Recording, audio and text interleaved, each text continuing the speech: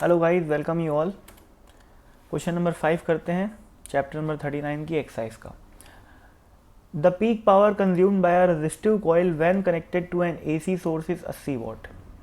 तो बोला है कि एक रेजिस्टिव कॉइल है ना, और उसको जब अपन एक एसी सोर्स से कनेक्ट किए हैं, एसी सोर्स से कनेक्ट किए, मान लेते हैं इसका रेजिस्टेंस कुछ आर है, और ये मैक्सिमम पावर जो है, पीक पावर कंज्यूम कितना कर रहा है, 80 वॉट का कर रहा है। अब पीक पावर कंज्यूम वो तब करेगा जब इसमें जो करंट बह रहा है वो पीक बहेगा, यानी कि आई नॉट बहेगा। ठीक है ना।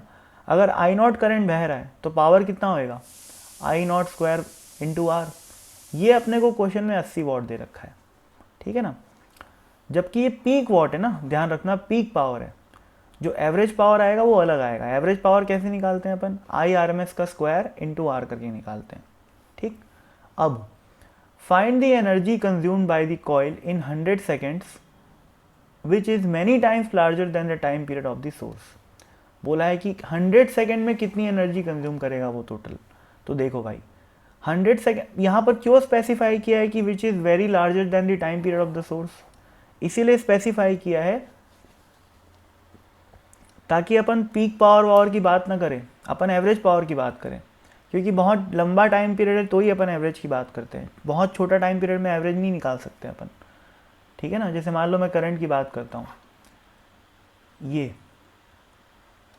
अब ये करंट ऐसे होता है साइनोसॉइडल, तो बहुत लंबे टाइम में इस करंट की एवरेज वैल्यू क्या होती है, ज़ीरो होती है। पर अगर मैं छोटा सा टाइम पीरियड ले लूँ, लेट से यहाँ से लेकर यहाँ तक, तो इस चीज़ का एवरेज ज़ीरो आ सकता है क्या, नहीं आ सकता ना। तो ये समझने वाली बात है।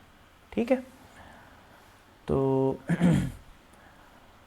तो इसीलिए यहाँ पर लंबे टाइम की बात किया गया है, और which is very greater than the time period. जैसे मैं इसकी बात करता हूँ, ये इसका एक टाइम पीरियड है। अब मैं बहुत सारा ले लिया, ठीक है ना, तो एवरेज निकालते समय ऊपर में एक छोटी सी क्वांटिटी आएगी।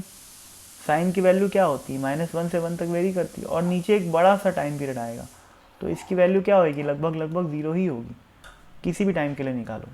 ठीक है ना। ये समझने वाली बात है। तो ये सब तो एक्स्ट्रा ज्ञान है, इसको छोड़ो, क्वेश्चन पे आते हैं। हाँ भाई, पीक पावर 80 वॉट दिया हुआ है, एवरेज पावर क्या हो जाएगा, आई आर एम एस का स्क्वायर इंटू आर। ठीक है। और 100 सेकेंड में कितनी एनर्जी कंज्यूम करेगा ये, एवरेज पावर इंटू 100, उसी की वैल्यू अपने को निकालनी है। ठीक है ना। What is the energy consume E in 100 seconds, वो किसके बराबर हो जाएगा, 100 इंटू पावर एवरेज, जो कि आई आर एम एस का स्क्वायर इंटू 100 इंटू आर है। ठीक है। दोनों इक्वेशन को डिवाइड कर दो भाई, क्या आ जाएगा, 80 by E is equal to, R और आर तो कट जाएगा डिवाइड करने पे, है ना, और यहाँ पर बचेगा आई नॉट का स्क्वायर, और यहाँ बचेगा आई आर एम एस का स्क्वायर इंटू 100। ठीक है। अब देखो, I naught by I R M S क्या हो जाएगा, 2 हो जाएगा, क्योंकि आई नॉट की वैल्यू क्या होती है, आई आर एम एस √2 होती है। आई आर एम एस √2 का स्क्वायर करूँगा तो आई आर एम एस का स्क्वायर इंटू 2 बनेगा। ठीक है ना। तो ये सब कट कुटी 2 बन जाएगा। तो ई की वैल्यू क्या आ गई भाई, देख लो। अब ई की वैल्यू क्या आ जाएगी, इस ई को अपन यहाँ ले आएंगे, है ना। तो ई की वैल्यू आ जाएगी, ये 100 इंटू 80 कितना हो जाएगा, 8000, और 8000 बाय 2 कितना हो जाएगा, 4000। तो 4000 joules will be the right answer.